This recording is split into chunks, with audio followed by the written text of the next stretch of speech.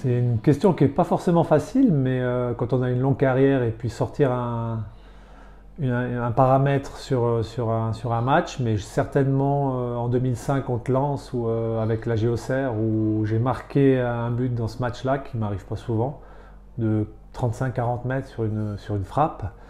Et puis dans le même match, j'ai fait une passe aussi, une passe décisive, donc ça a vraiment fait sur ce match-là un petit peu de lumière sur un défenseur et c'était certainement la chose peut-être la performance individuelle qui était mise un petit peu en lumière.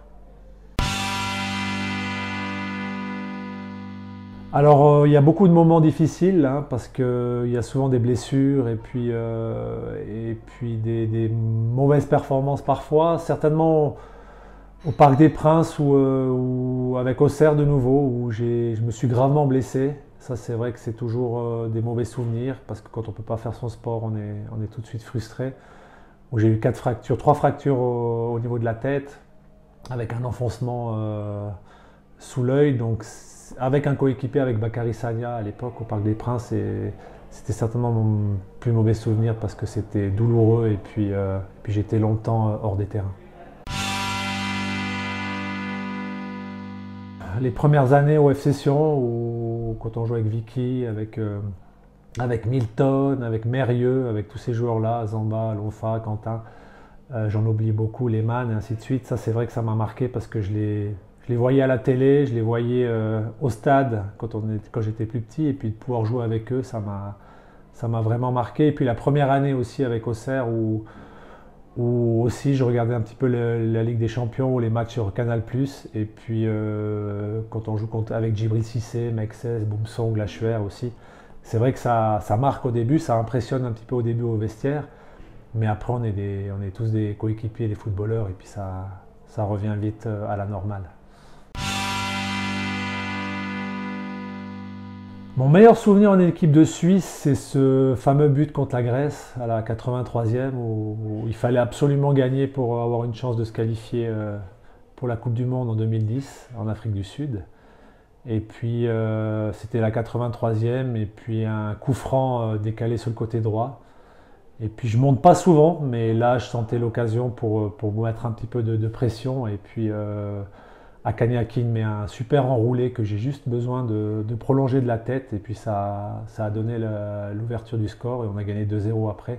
Et ça nous a permis de se qualifier pour la Coupe du Monde. Donc c'était vraiment une belle joie. Et puis à titre personnel, c'est vrai que ça fait chaud au cœur de pouvoir de temps en temps aider l'équipe au niveau offensif.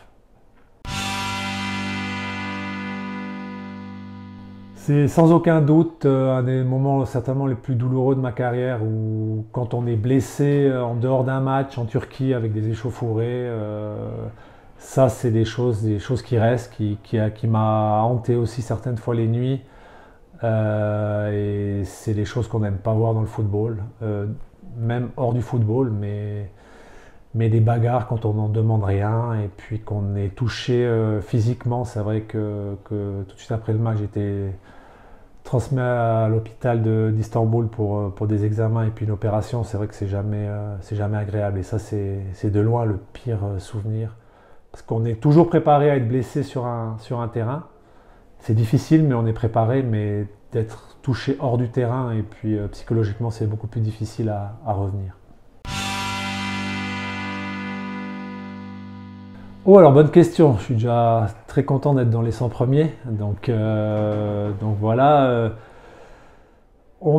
j'ai beaucoup de gens qui pourraient peut-être être amenés à gagner. Donc peut-être Vicky qui a eu un palmarès aussi très très bon, très très fort à l'étranger, surtout au Werder de Brême, ainsi de suite.